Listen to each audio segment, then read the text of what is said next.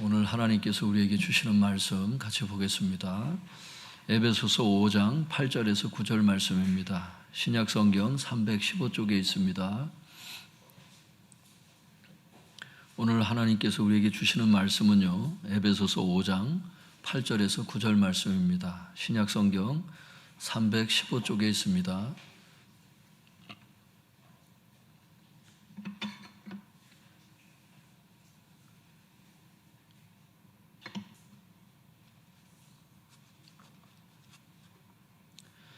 에베소서 5장 8절에서 9절 같이 읽어보겠습니다. 시작. 너희가 전에는 어둠이더니 이제는 주 안에서 빛이라. 빛의 자녀들처럼 행하라. 빛의 열매는 모든 착함과 의로움과 진실함에 있느니라. 제목을 한번 따라해 보겠습니다. 빛의 열매. 빛의 열매, 거기 빛의 열매가 나옵니다. 모든 착함과 의로움과 진실함이라고 이렇게 말씀을 하십니다. 근데 오늘 이 말씀을 이해하기 위해서는 이 8절에 말씀을 하시는 빛의 자녀들처럼 행하라, 이 말씀을 잘 이해를 해야 되겠죠. 지난주 금요 모임 설교 때 했던 그 말씀을 잘 이해를 해야 오늘 이 말씀이 이해가 됩니다. 지난 금요 설교 말씀을 전부 다 말씀을 드릴 수는 없고 핵심만 말씀을 드리면 에베소서 4장 23절에서 24절 말씀을 통해서 그때 말씀을 보았습니다. 그때 어떤 것을 말씀을 드렸냐 하면 우리 에베소서 4장 22절 같이 읽어볼까요? 시작. 너희는 유혹의 욕심을 따라 썩어져가는 구습을 따르는 옛사람을 벗어버리고, 옛사람을 벗어버렸고, 이런 시제라고 말씀을 드렸어요. 옛사람을 벗어버리기 위해서 노력을 해라, 그 뜻이 아니고 중생했던 날 옛사람을 벗어버려서 그래서 옛 자아가 완전히 죽게 되는 그런 역사가 있게 되었다고 말씀을 드렸어요. 24절 말씀 같이 읽어보겠습니다. 시작. 하나님을 따라 의와 진리의 거룩함으로 지으심을 받은 새 사람을 입으라. 그러니까 입으라 이러니까 한국말로 번역을 이래 놓으니까 우리가 굉장히 노력을 해서 새 사람을 입어야 될 것처럼 자꾸 이렇게 이해를 한다고요. 그게 아니고 새 사람을 입었다 이런 뜻이라 그랬어요. 이 시제가 다 과거형으로 되어 있습니다. 그래서 중생했던 날 옛사람이 죽고 새 사람이 부활한, 새 영이 부활한 이런 존재가 되었다. 그런데 그 존재가 어떤 존재냐? 첫째, 우리는 하나님의 형상을 따라, 거기 하나님을 따라, 이게 하나님의 형상을 따라 그런 뜻이라 그랬어요. 하나님의 형상을 따라 창조된 새 사람이 되었다 그런 뜻입니다. 지으셨다는 게 그 창조하다 이런 뜻이거든요. 그러니까 하나님의 형상을 따라 창조된 새 사람이 되었는데 그러니까 하나님의 형상과 같습니다, 우리가. 그래서 거기에 이렇게 말씀을 하세요. 참된 의와 참된 거룩함으로 창조된 새 사람, 이렇게 되어 있다고 원문에. 그러니까 우리가 얼마나 의롭고 얼마나 거룩한 그런 존재로 창조가 됐는지를 얘기를 해주는 거예요. 그래서 성도님들, 우리는 영이잖아요. 하나님은 영이시고 우리도 영이지요. 그러니까 영이 혼을 가지고 육체 속에 사는 이런 개념이 성경적인 개념이 맞잖아요. 그래서 지난 금요 설교 때 핵심이 뭐였냐? 첫 번째, 우리는 하나님의 형상을 따라 참된 의와 참된 거룩함으로 창조된 새 사람이 되었다. 이것이 우리의 실존이라 그랬어요. 두 번째는 23절 같이 읽어볼까요? 시작. 오직 너희의 심령이 새롭게 되어. 이 심령이 마음의 성령을 뜻하는 단어였잖아요. 그걸 심령 이렇게 해놨다고. 그게 잘 와 닿질 않아. 이걸로 봐가지고는. 그러니까 심령이 새롭게 된다는 게 무슨 말이냐? 이게 현재 시제니까 마음에 계신 성령께서 계속 우리를 새롭게 하시는 이런 뜻이라 그랬어요, 이게. 그러니까 우리는 어떤 존재가 됐느냐? 하나님의 형상을 따라 참된 의와 참된 거룩함으로 창조된 새 사람이 되었을 뿐만 아니라 우리 마음에 계신 성령님으로 계속 새롭게 되는 존재가 되었다. 그래서 뭘 말씀을 드렸냐면 즉 우리는 순종할 수 있는 존재가 된 것이다. 이게 우리의 실존이다. 이렇게 말씀을 드렸어요. 우리는 영이잖아요. 새롭게 된 이 세 사람의 영이 혼과 육을 다스리지요. 성령께서 우리를 도우시죠. 지속적으로. 순종할 수밖에 없는 이런 존재가 되었다는 거예요. 이게 우리의 실존이라는 것을 지난 시간에 우리가 굉장히 중요한 메시지라면서 말씀을 드렸습니다. 오늘 8절에 뭐라 그러시냐면 5장 8절 같이 읽어보겠습니다. 시작. 너희가 전에는 어둠이더니 이제는 주 안에서 빛이라. 빛의 자녀들처럼 행하라.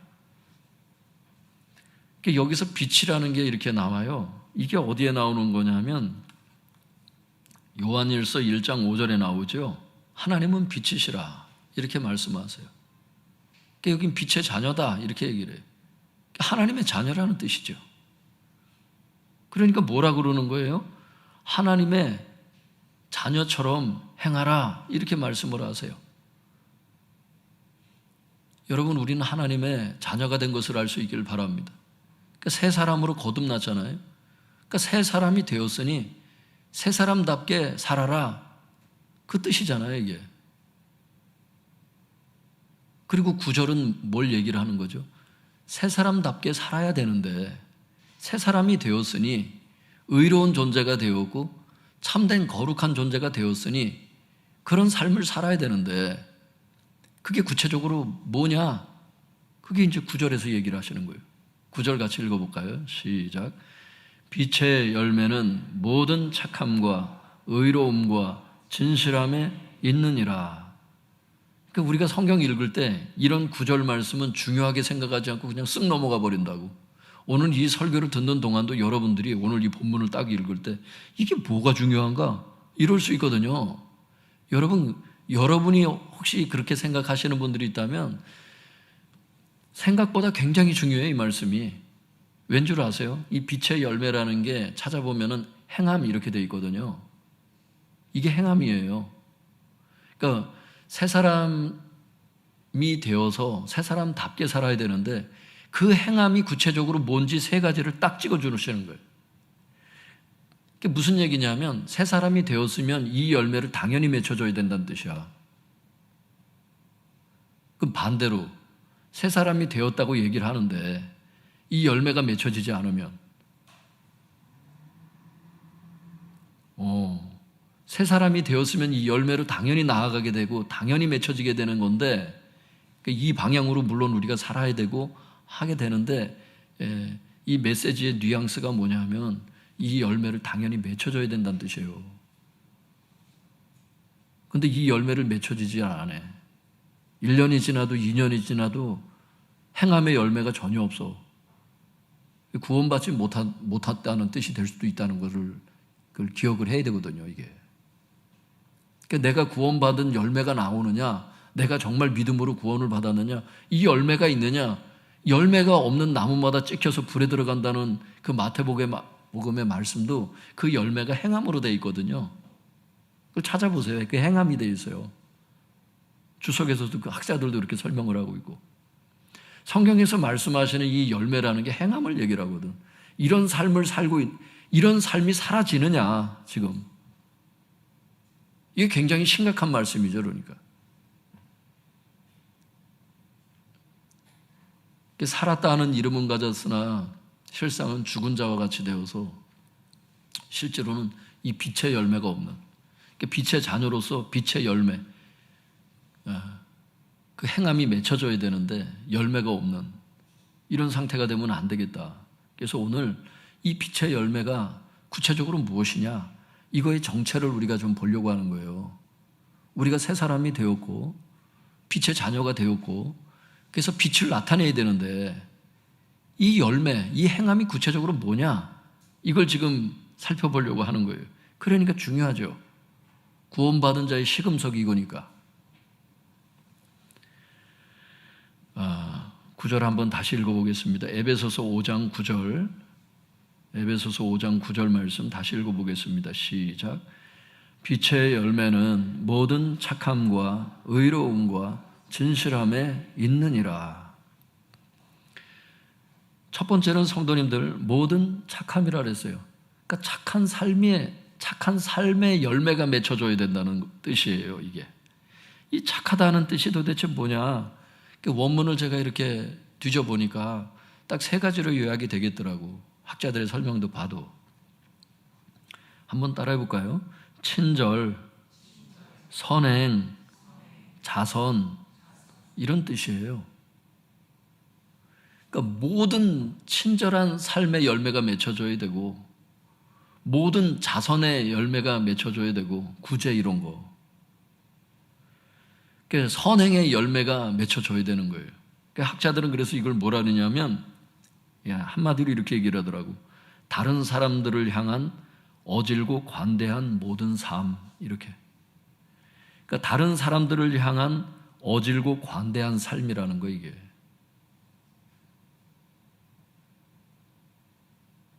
그러니까 다른 사람들에 대해서 관대한 삶이 뭐가 있을까요? 대표적인 게. 운전하시는 분들은 양보 운전을 하는가? 관대한 삶이잖아요. 다른 사람의 입장을 고려해서 내가 그렇게 착하게 살고 있는가? 가족들에게 내가 친절을 베풀고 있는가? 그러니까 나와 관계하는 사람, 모든 사람들에게 내가 친절한 삶을 살고 있는가? 이게 모든 선함이란 뜻이에요. 이 열매가 반드시 맺혀져야 된다는 뜻이야. 이런 방향으로 당연히 살아야 되고.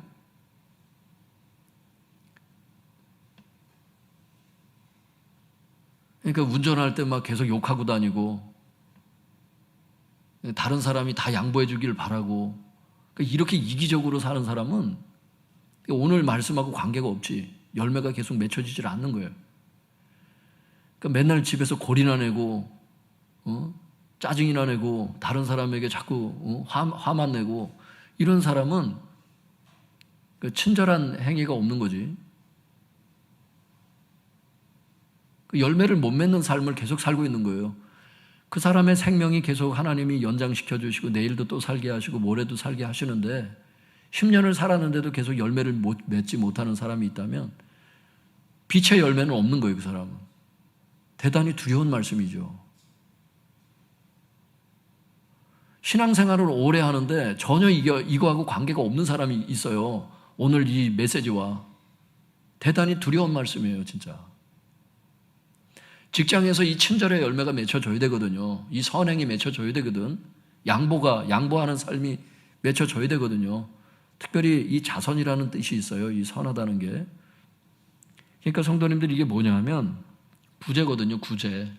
한마디로 얘기하면 자선은 구제보다 조금 더 넓은 의미긴 하죠. 근데 쉽게 이해를 하면 구제. 이렇게 말씀을 드리는데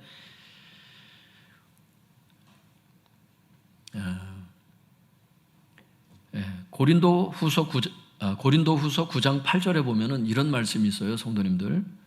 하나님이 우리에게 모든 은혜를 넘치게 주시는 이유는 그러니까 하나님께서 우리에게 모든 은혜를 넘치게 주시는 이유가 있다는 거예요. 거기 보면 모든 착한 일을 하게 하려 하심이라. 그리고 구제하는 그 연보에 대해서 말씀하신다고. 구제의 삶에 대해서. 이게 하나님이 우리가 다른 사람을 구제하고 자선을 베풀 수 있도록 우리에게 풍성함을 주신다는 뜻이에요. 그러니까 우리가 가족들하고 살고 먹고 살아야 되잖아요. 기본적으로 하나님 그 은혜를 주세요. 그런데 하나님께서 우리에게 모든 방면에 있어서 풍성함을 주시는 이유는 너 자신만을 위해서 살지 말고 이웃들의 필요를 위해서 살아라. 특별히 믿음의 가정들의 그 필요가 있거든요. 성경에 보면 믿음의 가정들에게 더욱 할지니라 이렇게 말씀하세요. 그러니까 불신자를 돕는 것도 중요하지만 일단 교회 성도들 가운데 그 필요를 채울 수 있는 그 우선순위가 있거든요. 구제에도 먼저 믿는 자들을 도와줘야 되거든요. 그 다음에 이웃들, 그 다음에 해외 이렇게 나가는 거야. 어떤 사람은 내 가족, 교회 성도들은 돌보지 않으면서 저기 그냥 월드비전, 월드비전 이전에 보이는 사람들을 도우라고. 어떤 사람은 방송선교도 해야지. 그러나 보이는 형제부터 사랑하라는 거예요. 성경은 순서가 있다는 거예요. 전도도 순서가 있고 자선도 순서가 있어요. 보면은 성경에.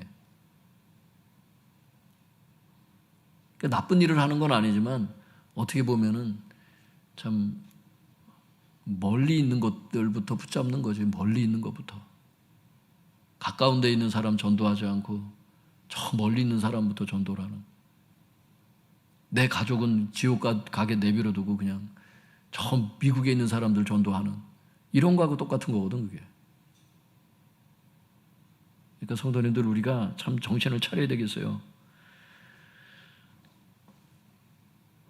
하나님께서 나에게 왜 이렇게 먹고 살 수 있는 은혜를 주시나? 그것은 다른 사람을 도우라는 거거든요. 분명히 말씀하세요. 고린도후서 9장 8절에 하나님이 우리에게 모든 은혜를 넘치게 주시는 이유는 모든 착한 일을 하게 하려 하십니다. 그 착한 일이 대표적인 그 구제라고. 우리 성도님들 중에서도 구제 헌금하고 하시는 분들이 있어요. 이대로 사는 삶이에요, 그게. 여러분 가족들 중에 그 친지 중에 어려운 부모님은 당연히 도와야 되고 부모님뿐만 아니라 부모도 돌보지 않고 자기 가족 돌보지 않으면 불신자보다도 더 악한 자라고 성경에 나오는 이유가 왜 그런 줄 아시겠죠? 오늘 빛의 열매가 없기 때문에 그래. 그게 믿는다라고 얘기를 하면서 자기 가족을 돌보지 않는 자, 불신자보다도 더 악한 자라고 디모데전서에 말씀하시는 거예요. 그게 우리 부모는 악한 자인데요. 그래서 내가 도울 수 없는데요. 하나님 앞에 가서도 한번 그 얘기해 보세요. 하나님 뭐라 그러시는지. 네가 해야 될 역할을 하라는 거예요. 심판은 하나님이 하실 테니까. 하나님 그렇게 말씀하실 겁니다. 아마 여러분이 가서 그렇게 말씀드리면. 그래서 제가 빛의 열매가 없는 겁니다. 이렇게 말씀드리면. 우리 오빠가 나에게 나쁘게 했습니다. 우리 형제가 나에게 나쁘게 해서 나도 똑같이 그렇게 했습니다. 아마 하나님 그렇게 말씀하실 거예요. 네가 심판자냐? 너는 내가 해야 될 것을 내가 말한 거를 너는 준행자야. 너는 준행자. 네 가족들이 너한테 잘못한 건 내가 심판해. 그러니까 내가 해야 될 게 있고 하나님께 해야 될 게 있는데 우리는 너무 하나님이 해야 될 것까지 내가 다 하려고 그러니까 막 스트레스를 받는 겁니다. 여러분 그럴 때 많잖아요. 내가 해야 될 말이 있고 내가 해야 될 역할이 있는데 오버페이스가 하는 사람들이 있잖아. 그게 과로거든요. 그게 과로. 과부하가 걸려가지고 건강에도 안 좋아. 그러니까 내가 할 수 있는 범위의 말이 어디까지인지, 내가 행동할 수 있는 그 행동이 어디까지인지 이 범위를 설정하는 것 자체가 정신적인 건강도 줘요. 영적인 건강은 말할 것도 없고.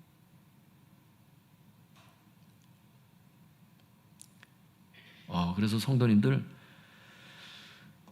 저는 이 누가복음 10장에 나오는 그 누가복음 10장 36절, 37절에 말씀하시는 선한 사마리아인의 그 비유를 자꾸 생각해 보게 돼요. 저도 모르게. 자꾸 되뇌이게 돼, 제 마음에.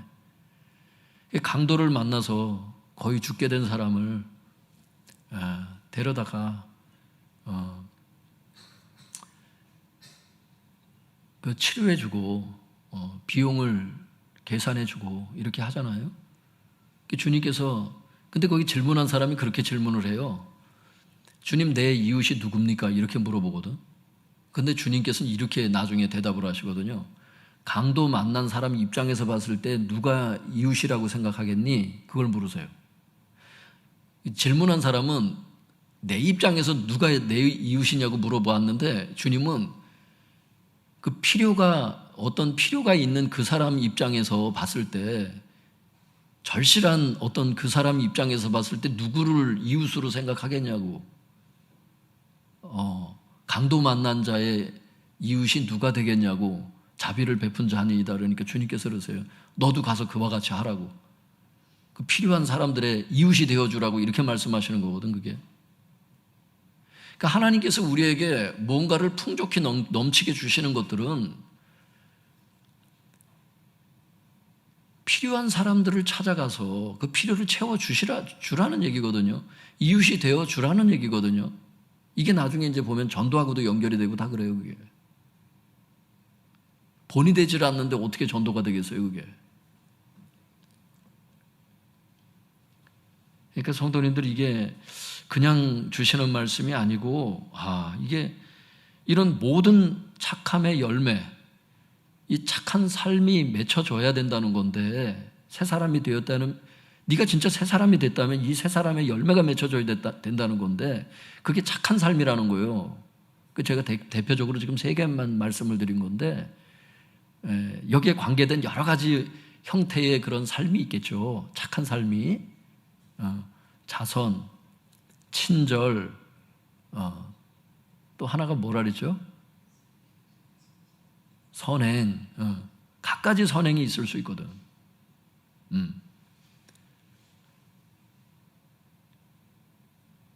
그러니까 이렇게 길거리 가다 보면 어떤 분이 이렇게 리어커를 끌고 가시는데 너무 힘들어 하시는 그 연세가 아주 지긋한 분이 있어요. 뒤에서 나도 모르게 그냥 밀어주게 되는 이런 경우가 있죠. 그게 이제 선행 중에 하나가 될 수도 있다고 봐요, 저는. 어떤 날은 이렇게 겨울에 가는데 길거리에 이렇게 이제 차도가 이렇게 있잖아요. 이쪽은 인도가 있고, 인도가 있는데 차도와 인도 사이에 아슬아슬하게 걸쳐서 잠을 자고 있는 거야, 누가 겨울에. 그냥 내비두면 얼어서 죽을 것 같아. 근데 술을 먹고 누가 거기서 자고 있더라고. 그 사람을 업었지.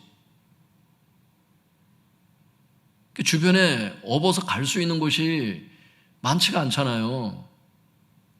경찰에 연락할 수도 있고 뭐 여러 가지 방법이 있겠지만, 가까운 교회가 하나 있더라고. 큰 교회가. 그런 데는 이제 보통 사찰 집사님이 계시니까 갔더니 진짜 계시는 거지. 그러니까 업어서 모셔다 드렸지. 좀 날이 밝을 때까지만 좀 도와달라고. 그게 선행이 될 수 있다고 봐요. 그게 내가 착한 일을 하자, 내가 뭐 오늘은 뭐 큰 업적을 남기자, 뭐 이래서 그런 게 아니라 삶의 소소한 거지만 가다 보면 도울 수밖에 없는 이런 사람들이 눈에 있다니까. 한 번은 차를 타고 가는데 밤이었어요. 숯불 갈비집이 크게 있어, 만수동에. 거기 가보면. 거길 내가 들어가 본 적은 없어요. 들어가고 싶어요, 한번. 들어가보고 있는데 사모님하고 이렇게 가는데 차들이 쌩쌩 지나다니는데 한 5살 난 아이인가? 그때 한 5살쯤 됐나? 그 애가? 옛날 고향 모밀촌 있는 거기 그 옆에 숯불갈비 그렇게 거기 큰 사거리가 있거든요. 조금 나가면 거기 오거리인가 거기가? 아니 거기 그 도로에 애가 막 뛰어나오고 있는 거야. 차가 다니는데 애가 치여서 죽게 생겼어. 어떻게?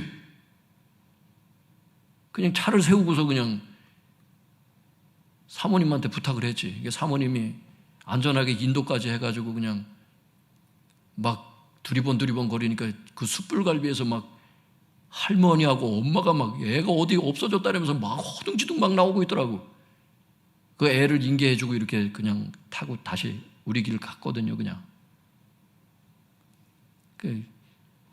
고맙다는 말을 듣기 위해서 그런 것도 아니에요. 엄마하고 할머니가 막 정신이 없으니까 고맙다는 말도 안 하더라고. 그냥 애 찾은, 너무 놀래니까 막 애 데려가기 바쁘지 뭐 고맙습니다 이런 인사를 하나?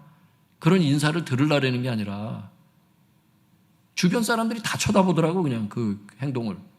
그걸 보여주려는 게 아니에요, 그게. 애가 죽게 생겼으니까 너무 안타까우니까 그냥 나오는 거지. 그 행동이 무슨 뭐 내가 나도 차 사고 날 수 있으니까 나도 주의하자 이런 개념이 아니잖아. 그게 그냥 나오는 거지 그게.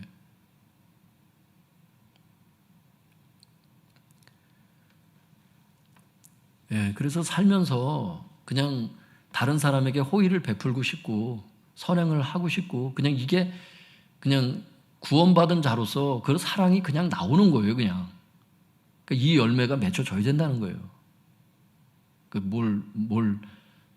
말씀을 드리려고 그러는 게 아니라 그냥 생각이 나서 말씀드리는 거예요. 이런 것도 뭐 이런 얘기 여기 하나도 적어놓지도 않고 뭐 어제 설교 시간에도 그거 없었잖아.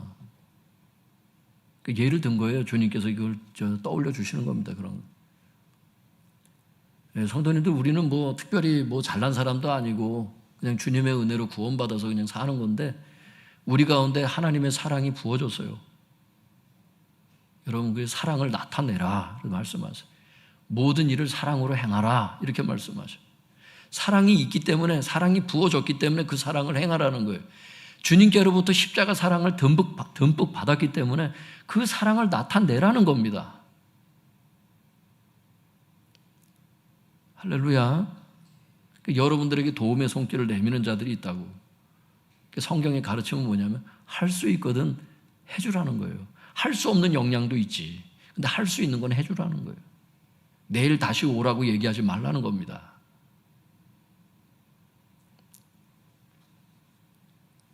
사랑하는 성도님들, 모든 성도들은요 이미 새 사람이 되었다고 성경이 말씀하시고요, 이런 사람은 모든 착함의 열매가 반드시 맺혀져야 된다고 오늘 말씀하십니다. 이 기준으로 자기의 삶을 돌아볼 수 있길 바랍니다. 그래서 회개할 것은 회개하고, 그렇게 산다면 다행이고, 그렇지 않다면 성령님께 도움을 구해야죠. 주님, 제가 이 삶으로 나아갈 수 있도록 오늘 방향을 같이 가르쳐 주셨으니 이 방향으로 제가 살게 주시옵소서. 할렐루야.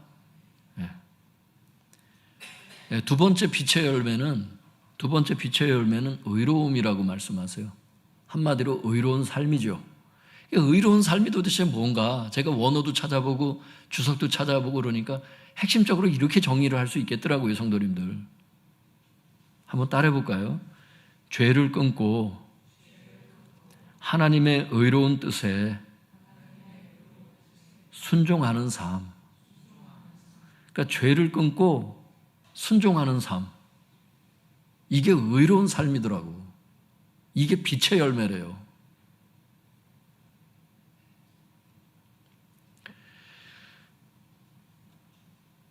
요한복음 8장 11절에 보니까 간음하다가 붙잡힌 여자가 있었어요. 사람들이 그 여자를 예수님 앞에 끌고 왔어요. 그랬더니 주님께서 뭐라 그러시냐면 이러세요.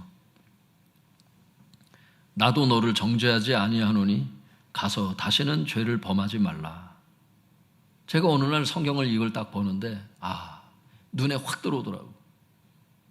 하나님의 은혜죠. 보세요. 간음하다 붙잡힌 여인에게 주님께서 하시는 말씀을 한번 잘 생각해 보세요. 나도 너를 정죄하지 아니하노니, 용서하겠다는 거예요. 그 다음에 주님 뭐라 그러시냐면 가서 다시는 죄를 범하지 말라. 용서의 목적이 뭐라고요? 죄를 끊는 데 있다는 거예요.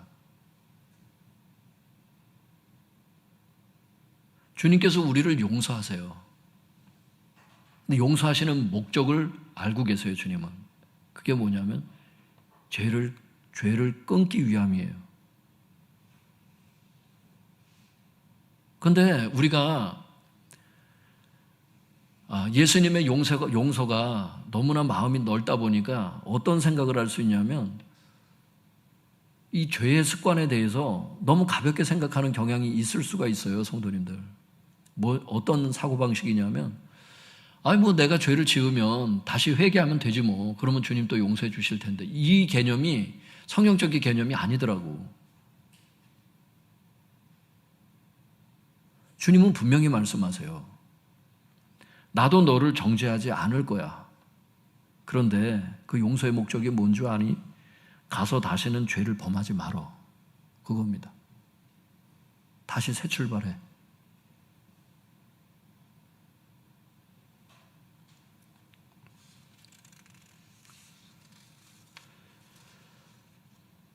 사도 베드로가 이런 말을 해요, 성도님들. 우리가 영은 새 사람이 됐지만 어때요? 육체 속에 육체의 소욕이 아직 있잖아요. 죄 짓고 싶은 욕구가 때때로 나올 수가 있는 거야. 그러니까 뭐라느냐면 영혼을 거슬러 싸우는 육체의 소욕을 제어하라 이렇게 얘기를 해요. 사도 베드로가 베드로전서 2장 11절에 보면 영혼을 거슬러 싸우는 육체의 정욕을 제어하라. 죄를 절제해야 된다는 거예요. 잘라내야 된다는 거예요. 그런데 오늘 의로운 삶이 어떤 뜻이라고요, 성도님들? 죄를 끊는 것은 기본이고 순종하는 삶까지 나아가는 걸 의로운 삶이라 그런다고. 근데 우리는 어쩌면 죄를 끊는데 너무 집중한 나머지 죄를 끊고 순종의 삶까지 나아가야 되는데 죄를 끊는 데만 너무 집중하는 게 아닌가. 근데 성경은 보면 죄는 당연히 끊어야 되고 하나님의 의로운 뜻에 순종하는 삶까지 나아가는 것을 의로운 삶이라고 그러거든요. 예를 들면 교만은 끊어야 되죠. 교만의 죄는. 그런데 겸손까지 나아가야 되잖아요. 이걸 얘기를 하는 거예요. 돈 욕심은 끊어야죠. 구제하는 삶까지 나아가야죠. 비판의 죄를 끊어야죠. 용납까지 나아가야 되잖아요.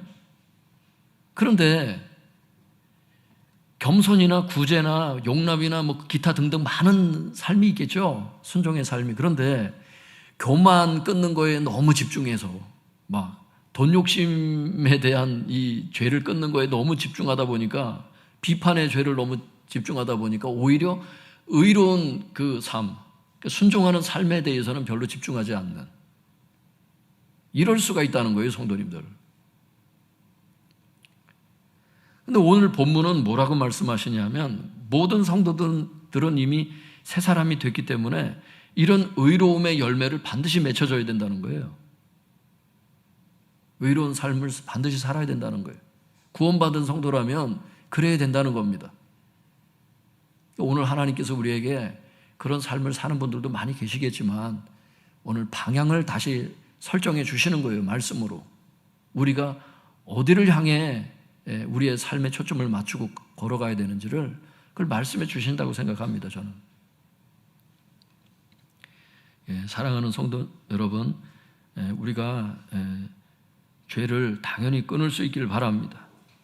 뿐만 아니라 하나님의 의로운 뜻에 순종하는 삶까지 나아갈 수 있기를 바랍니다. 이게 바로 의로움의 열매라는 거예요. 이게 빛의 열매라는 거예요. 오늘 이 기준들을 말씀하시는 거예요. 열매가 뭐냐? 그 기준들을 말씀해 주시는 거예요. 이 기준으로 나를 볼 수 있기를 바랍니다. 보라는 거예요. 똑똑히 보라는 거예요. 회피하지 말라는 거예요. 똑똑히 봐야 그게 회개든 계속적으로 의로운 삶을 살든 사라지기 때문에 자기의 그 삶의 모습에 직면하라는 거예요. 용기가 필요하죠. 회개도 용기가 필요하더라고. 세 번째 빛의 열매에 대해서 하나님께서 말씀하시기를 진실함이다 이렇게 말씀하세요. 제가 그래서 성경을 이렇게 하여튼 이 사전도 찾아보고 주석들도 찾아보고 이러면요, 이 진실이라는 뜻이 두 가지 뜻이 있더라고. 한번 따라해 볼까요? 진실, 성실 이런 뜻으로 말씀드릴 수가 있어요. 그 진실한 삶이 뭐냐? 그 말 그대로 진실한 삶이에요. 첫 번째는. 근데 두 번째는 성실한 삶을 얘기를 해. 이게 빛의 열매라는 거예요, 성도님들. 그러면 진실한 삶을 살기 위해서는 어떤 거예요? 거짓을 버리고 진실한 삶을 살아야 되는데, 예를 들면 거짓말을 버리고 진실한 말을 하는 거, 정직한 말을 하는 거. 거짓말을 밥 먹듯이 하는 분들은 오늘 이 설교를 잘 들으셔야 돼요. 입만 열면 계속 농담이든 뭐든 계속 거짓말을 하는 사람은 오늘 이걸 잘 들으셔야 돼요. 거짓말을 하는 사람은 마귀가 그 아버지라 그랬어요, 성경에. 거짓말하지 않고 진실한 언어 생활을 해라. 이게 이제 진실한 삶이에요.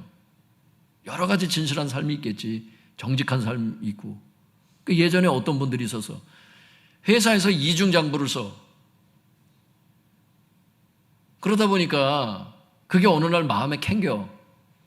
양심에 찔림이 온 거예요. 그래서 어떻게 했어요? 그렇지. 이중장부를 버리고 정직하게 하나의 장부로 성실하게 진실하게 기입하기 시작했어요. 이런 일들이 우리 교회 안에서 일어났었다고. 우리 교회가 그랬다니. 우린 당연히 교회 장부는 하나고 계속 정직하게 기록을 하지만 그 일터에서 이제 그런 일들이 있었던 거예요. 성도님들의 일터 가운데. 그런 회개의 역사들이 교회 가운데 있었다고. 할렐루야. 그럼 어떤 게 또 있어요? 예전에는 여러분 이렇게 찬양도요 막 마음대로 다운받을 수 있는 막 이런 사이트들이 막 있었어. 그죠? 그리고 막 그래서 복음 CCM을 돈 주고 사는 게 아니라 그냥 힘들게 그 CCM 사역자들이 찬양 사역자들이 음원을 내면 그냥 공짜로 그냥 막 다운을 받아서 그 사람들은 별로 가져갈 게 없게. 그래서 돈이 없으니까 또 찬양 사역을 못하는 이렇게 만드는 이런 불법들이 횡행했었다고. 벌써 불과 몇 년 전까지. 그런데 하나님께서 진실한 삶에 대해서 언젠가 우리에게 비추셨을 때 어떻게 했어요? 우리가 갖고 있었던 잘못된 남이 구워줬던 그 찬양 CD라든지 그때 당시 CD가 있었을 때 CD도 다 깨버리고 받았던 찬양 불법적인 거 다 청소하고 다 포맷하고 교회 안에 MP3 그렇게 한 것도 합법적으로 할 수 있는 사람들만 말씀을 드리고 그렇지 않으면 다 사서 찬양 MP3도 듣는. 그래서 그 찬양 내가 사준 돈으로 찬양 CCM 가수들이 사역하는데 도움이 되실 수 있도록 그렇게 했다고. 그게 진실한 삶이에요, 그게. 교회에서 찬양집을 만들어서 어린 양의 노래라고 그래가지고 우리가 그때 찬양 막 하고 그랬는데 그렇게 교회에서 찬양집 만드는 게 불법이라는 걸 알게 됐어요. 그래서 어떻게 됐어요? 그거 수거해서 다 쓰레기통에 다 버렸죠. 그리고 그 이후로는 다시는 교회 안에서 찬양집 만들지 않았습니다. 합법적으로 여기 가사만 띄우는 이유가 있어요. 여러분, 벌써 그게 10몇 년 전에 회개를 해서 그래요, 우리 교회가.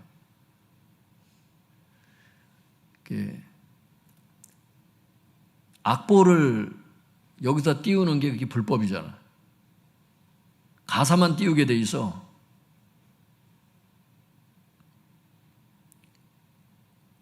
그래서 법을 지키기 위해서 가사만 띄우기 시작을 했던 거예요. 그런 진실한 삶을 향한 고민과 그런 몸부림이 우리 교회 가운데 있었습니다.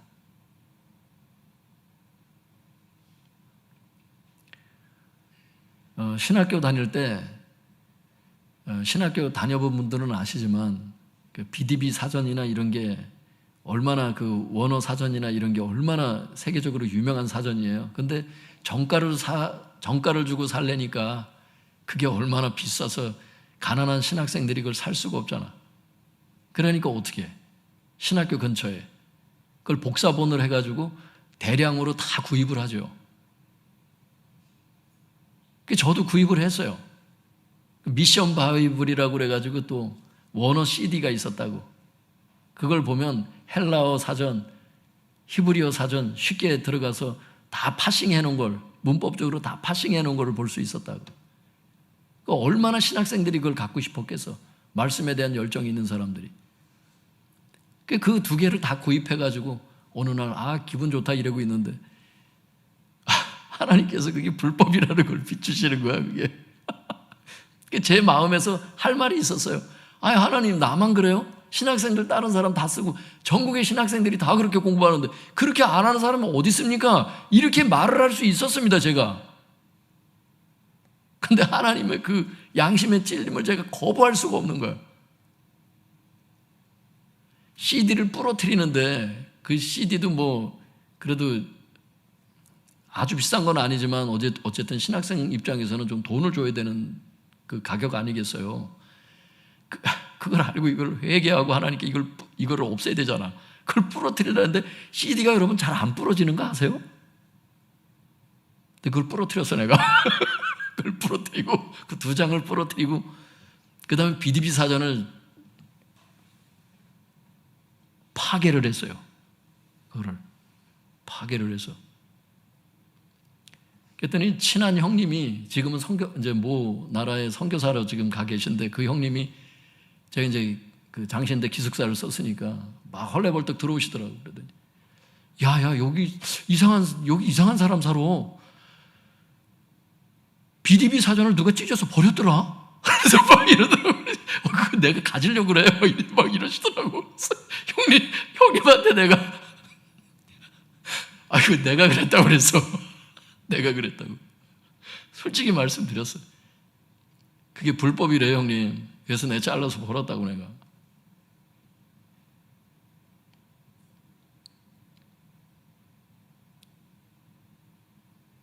그리고 여러분 제가 CD 그 2장이면은 히브리어 헬라어 사전을 마음대로 내가 파싱된 거를 진짜 온전한 걸 내가 볼 수 있는데 그거 없이 이제 일일이 이런 사전들을 이제 찾아서 공부하고 막 저걸 하려니 얼마나 불편해. 정가를 주고 사기에는 내가 살 수는 없고. 근데 여러분 그거 아세요? 하나님께서 은혜를 주시는데 성경을 깨닫게 하셔. 하나님의 지혜를 무시하면 안 돼. 하나님께서 뭘 말씀하시면 바로 순종해야 돼. 믿습니까? 그 주님께서 나에게 뭘 깨닫게 하시냐면 이러시더라고. 히브리어 그게 이제 구약 성경에 히브리어로 되어 있잖아요. 그게 유대인의 말이잖아. 히브리어 했던 사람들이 나를 죽였다 그러셔. 지금 이 신학생 때 중요한 게 그 원어가 중요한 게 아니라는 거예요. 이 마음가짐이 중요하다는 거예요. 그걸 가르치시더라고. 여러분 하나님이 어떤 분이신가? 그분은 어떤 분이신가? 유대인들 지금 히브리어 잘하세요. 히브리어 잘하는 사람이 세상에 널렸어.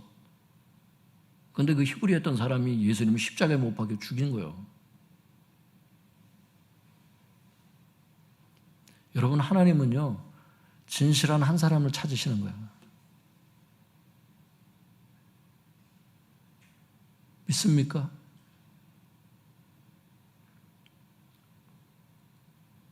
BDB 사전이 중요한 게 아니더라고. 그런 훌륭한 프로그램이 성경 프로그램이 중요한 게 아니더라고. 그 이후에 하나님께서 성경을 가르쳐 주시더라고.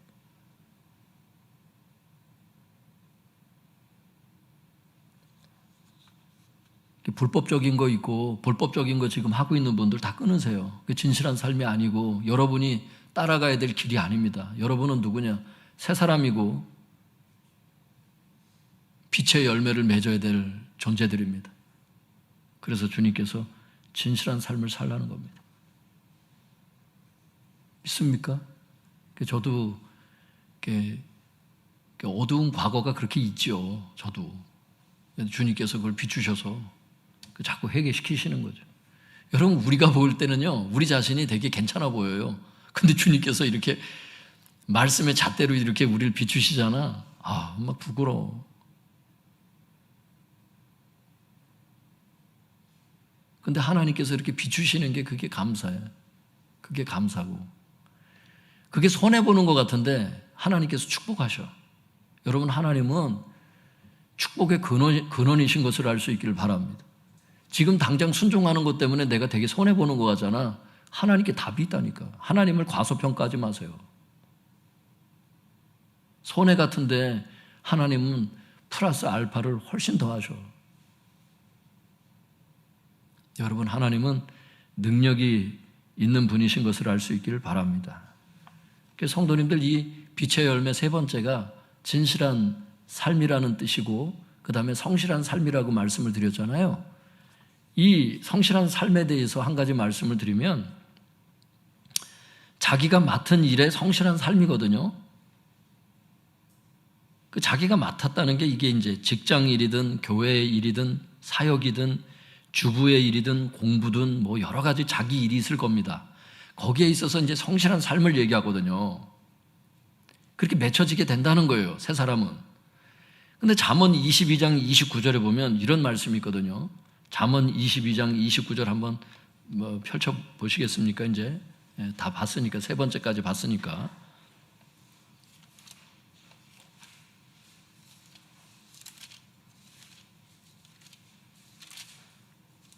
잠언 22장 29절.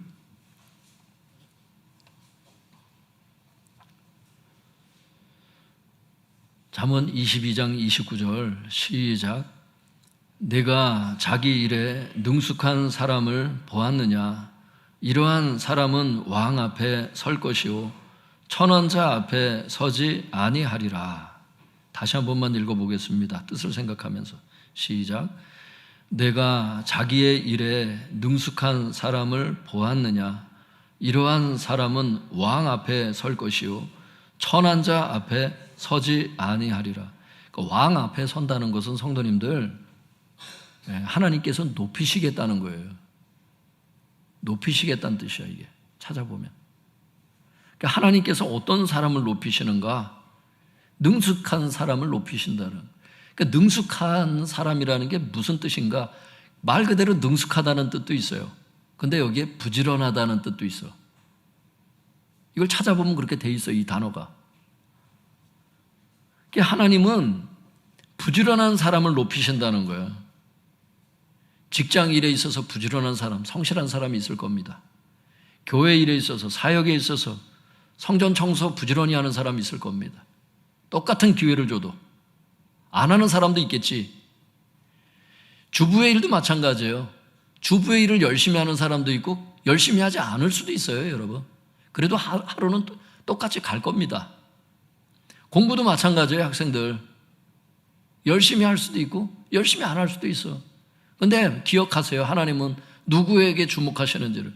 성실한 삶을 사는 사람에게 그 사람을 하나님은 높이신다는 거예요. 그러니까 여러분, 성실하지 않으면서, 부지런하지 않으면서, 이런 빛의 열매를 맺지 않으면서 하나님 나 훌륭한 사람 되게 해주세요, 승진되게 해주세요, 이런 기도를 하지 말라는 거예요. 먼저 하나님은 어떤 분이시라고요? 성경대로 가야 돼요. 하나님, 제가 얼마나 승진할지는 모르겠지만 제가 성실한 사람이 되게 해주세요. 나 교회에서 중직자 세워주세요, 이게 아니에요. 하나님, 제가 직분을 어디까지 받을 수 있을지는 모르겠지만, 이게 무슨 계급은 아니지만, 그러나 주님, 분명한 것은 제가 성실하게 직분 감당하게 해주세요. 이겁니다. 하나님 원하시는 게. 주님께서 예전에 제가 고등부 전도사를 하고 있는데 저에게 어느 날 이렇게 말씀하셨어요. 지극히 작은 것에 충성한 자는 큰 것에도 충성되고 지극히 작은 것에 불의한 자는 큰 것에도 불의하느니라, 이러시는 거예요. 제가 그때 알았어요. 주님께서 왜 이 말씀을 하시는지를, 그 뉘앙스를 제가 알겠더라고. 그냥 지금 맡겨준 이 고등부 전도사의 사역을 통해서 너를 평가해서 더 충성된 일을 맡길지 안 맡길지를 결정하시겠다는 것을 제가 알겠더라고. 여러분, 하나님께서 여러분에게 교회 일을 맡겨보세요. 하나님께서 여러분에게 직장 일을 맡겨보신다니까. 하나님께서 여러분에게 그 공부를 맡겨보세요. 그리고 얘가 어떻게 하는지 이렇게 보십니다. 그런데 메네 데겔 우버르신 벨사살 왕에게 하신 주님의 말씀, 하나님의 저울이 있다는 거예요. 하나님의 저울이 있는데 부족함이 된 사람은 그 이상 승진하기는 어렵습니다. 그걸 하나님이 결정하셔.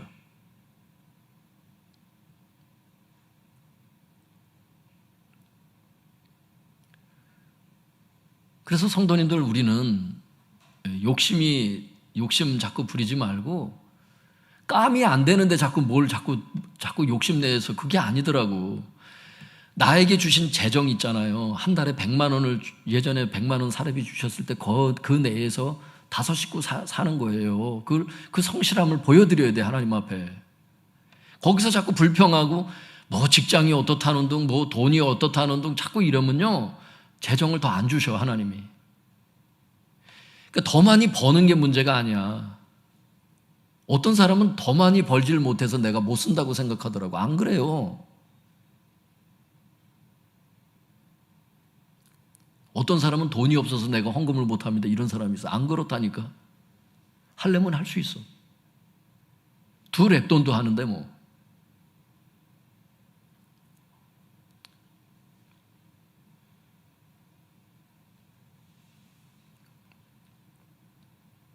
하나님께서 우리에게 무엇을 원하시는가, 그 하나님의 그 마음 중심을 우리가 이해를 해야 돼요. 하나님께서 나에게 뭘 원하시는지를.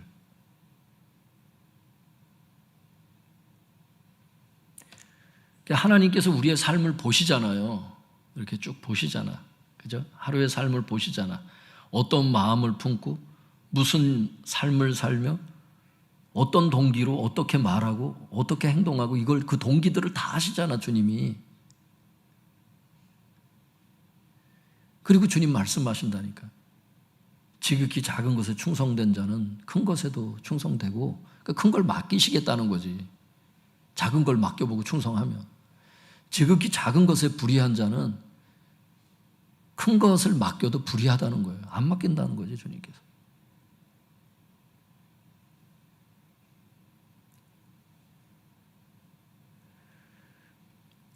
그게 보면은 이제 그 문맥에 보면, 누가복음의 말씀 그 보면은 문맥에 특별히 재정을 놓고 하신 말씀이거든. 주님이 그 재정을 놓고 하신 말씀이거든. 작은 재정을 맡겼을 때 어떻게 쓰는지, 큰 재정을 작은 재정을 맡겼을 때 불의하는지 충성하는지, 이제 이런 걸 결정하여서 하나님께서 이제 그 다음 수순을 밟는, 그렇게 행하시죠, 주님께서. 성도님들, 하나님께서 이 새 사람이 된 사람들에게 요구하시는 열매는 진실함의 열매인데, 진실한 삶을 원하시고 성실한 삶을 원하세요. 그래서 모두가 오히려 그 빛의 열매가 주렁주렁 맺혀져서, 내가 정말 새 사람이 됐다는 것이 또 다른 증거가 될 수 있는 이런 삶을 계속 살아가시기 바랍니다. 성경은 우리가 이미 빛의 자녀, 새 사람이 됐다고 말씀하세요. 그래서 빛의 열매가 맺혀져야 된다는 거예요. 그게 첫 번째는 착한 삶을 살고 있는가, 의로운 삶을 살고 있는가, 마지막 세 번째는 진실한 삶을 살고 있는가. 이걸 하나님께서 우리에게 돌아보라는 거예요. 그리고 성령님께 도와달라고 은혜를 구할 수 있기를 바랍니다. 기도하겠습니다.